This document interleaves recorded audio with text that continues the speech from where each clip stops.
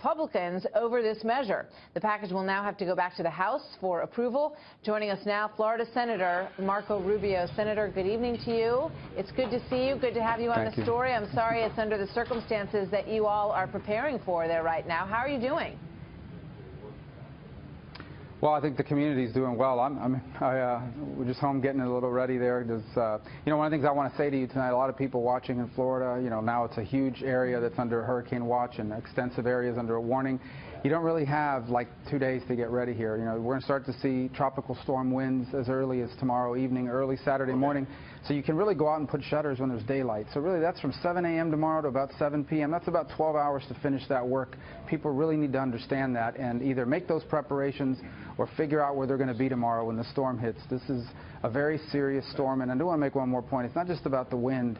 You can hide from the wind even with shutters. What you can't hide from is the water. It's going to find you, and I want people to think about it this way. The largest Atlantic storm ever is going to push basically all of that water from the Caribbean basin and the Atlantic up north into coastal areas and deep in.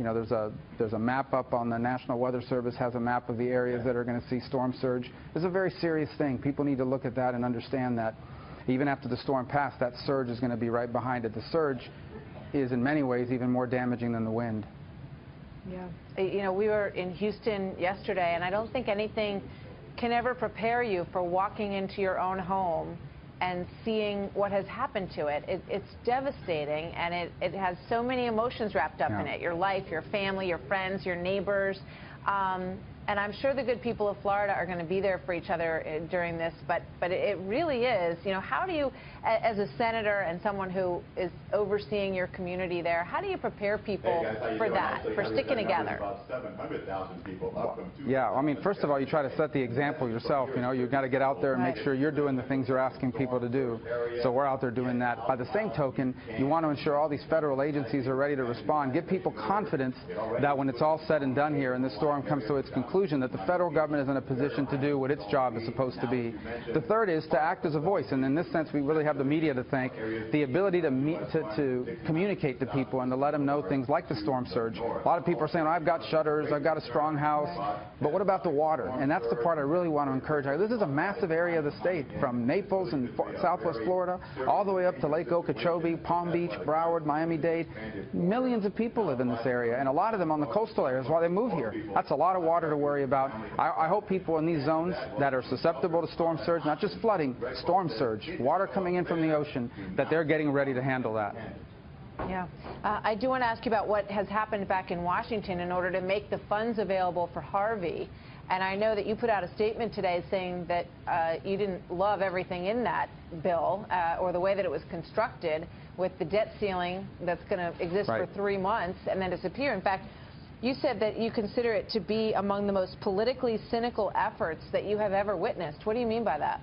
And another point about the shelters, well, first of all, you take a bunch of people that are victims of a storm, a bunch of people that are facing down the most powerful Atlantic storm ever, and you say to them, here's your money for relief, but you can only get this money if you agree to vote yes on increasing the debt limit, on a short-term spending plan for the government, things that, by the way, we have some time, not a lot of time, but some time to address.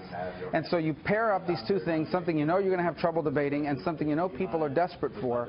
And I just think that's really not the kind of thing that you do. So obviously, for someone like myself who's never voted to raise the debt limit, someone like myself who's never supported these short-term spending outside of exigent circumstances, puts you in a, forget about a politically difficult decision. You're basically saying if you want your money for storm relief, you're going to have to vote on some of these things that you find, from a principle perspective and as a conservative, you find them objectionable.